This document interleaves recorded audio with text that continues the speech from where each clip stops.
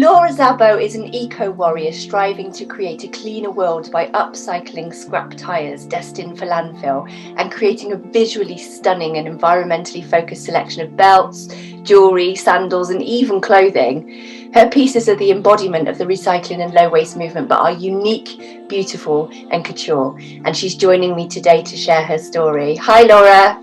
Hi Tanith, it's so nice to see you and thank you so much for having me here. It's so lovely to have you. Laura, let's dive straight in. You create incredible fashion items from upcycled used tyres that were destined for landfill. What inspired you to use them for your pieces?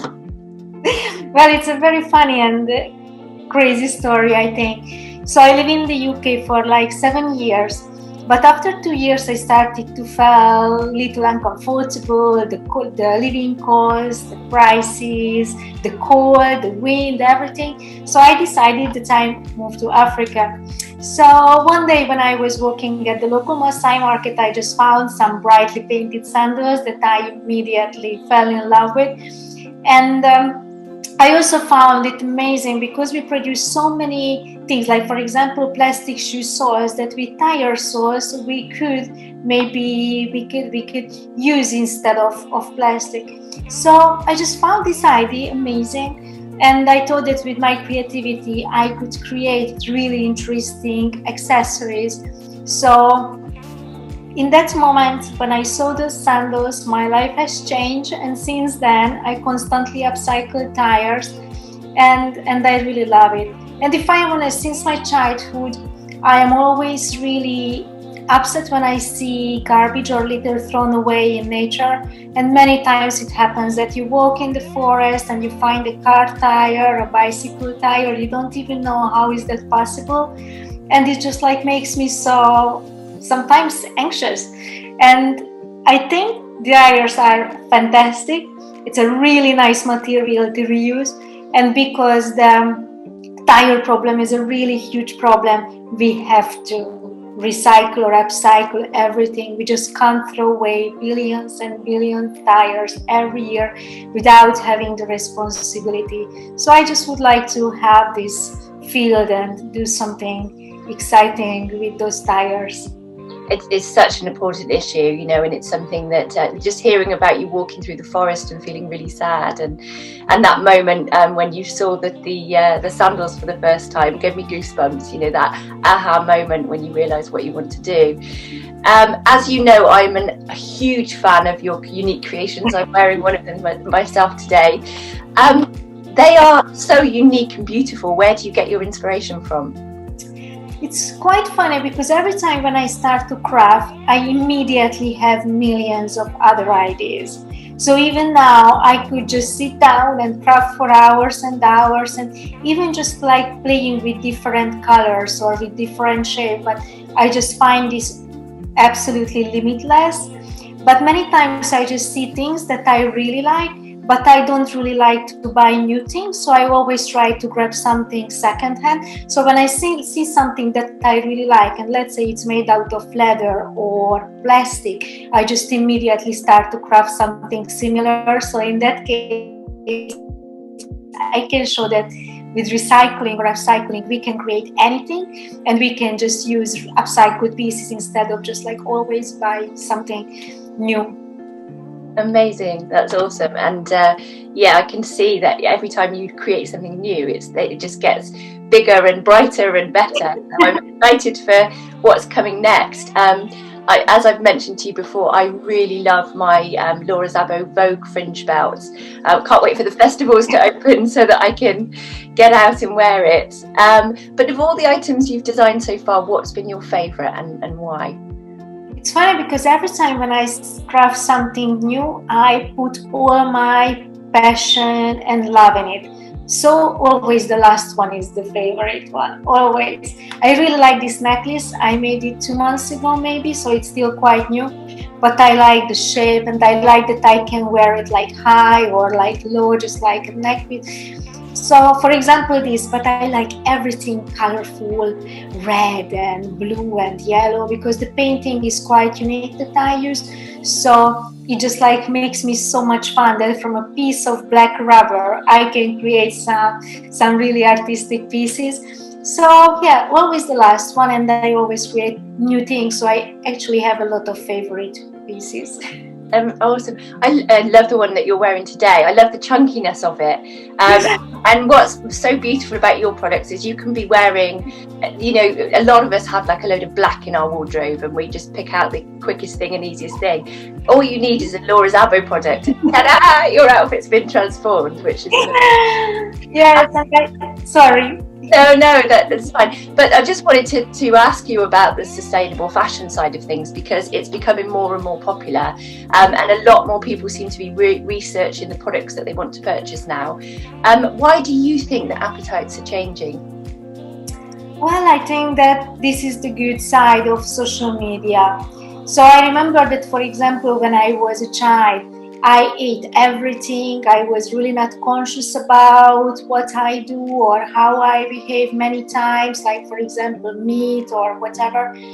But now, because with social media, we can share literally anything. We can just face to face, hour by hour, the damages that we are causing, the global warming. And thanks God, with this, the world is spreading very, very fast. So I think that more and more people are waking up, that the next generation and even us will suffer the unconsciousness and our stupid behavior. So although I am really not a big internet fan, but I have to say I am really grateful for that, because with this we can just see day by day. Internet every day reminds us what's going outside of our little world, and I think and I really hope that more and more people will make a change and start to do little steps towards a more sustainable life. That's really insightful, actually, because you're absolutely right in terms of the social media. I suppose when I was a kid, you know, it was something that was on the news. It was something that was a bad thing happening somewhere else. And I guess that with social media and everybody looking around them and seeing what's happening, it's time for us all to take responsibility. And it's great that people are, you know, we're seeing a lot more people do upcycled fashion, such as yourself, but recycling and repurposing things as well. So thinking about that, and obviously, you know, we've had a really strange year, what with lockdown and everything that's going on at the moment. I know that a lot of people will be thinking about being more creative. So with that in mind, and I know that when anyone sees this interview, they're going to see your beautiful creations and it's going to be inspiring people. What would your advice be to anyone that wants to get into the sustainable fashion market, and also what's next for you? I would say to anyone, just like do it, and please do it. I think that, for example, with upcycled fashion, it's amazing because you never run out of sources. And it's so easy to start because you can start even without a big investment. You just decide what type of material you want to use. You start to collect, you start to save them, you start to craft with them.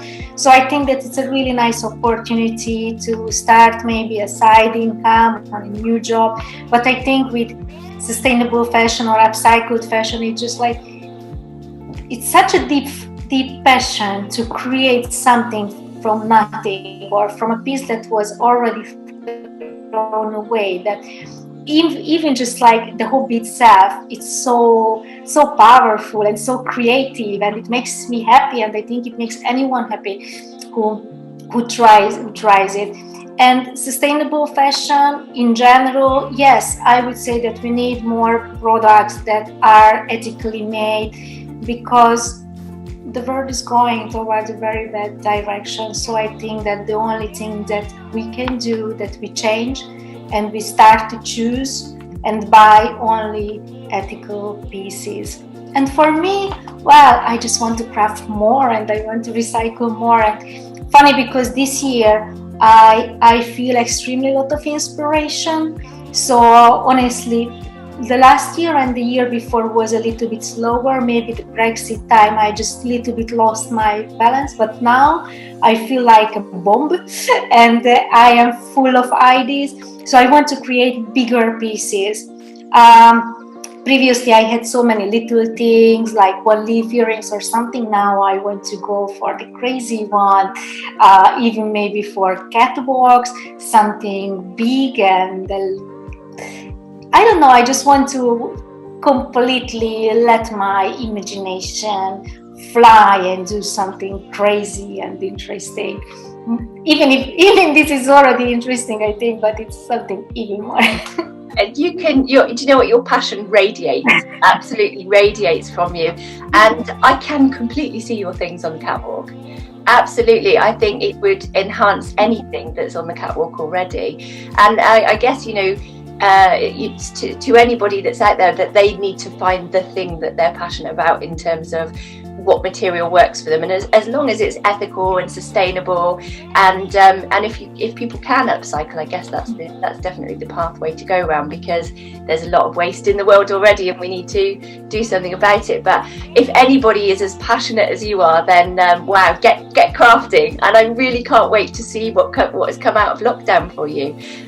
Really exciting. So thank you so much, Laura, for being with us today. With everything happening in the world, as I said, it's really more important than ever for each of us to do our part for the planet, and that really does include what we can repair, reuse and upcycle. We will of course include the links so that people can go over and have a look at your projects and creations, and I know that this interview will really inspire lots of people, so thank you so much for agreeing to meet with me today. Thank you so much for the chat. Thank you so much.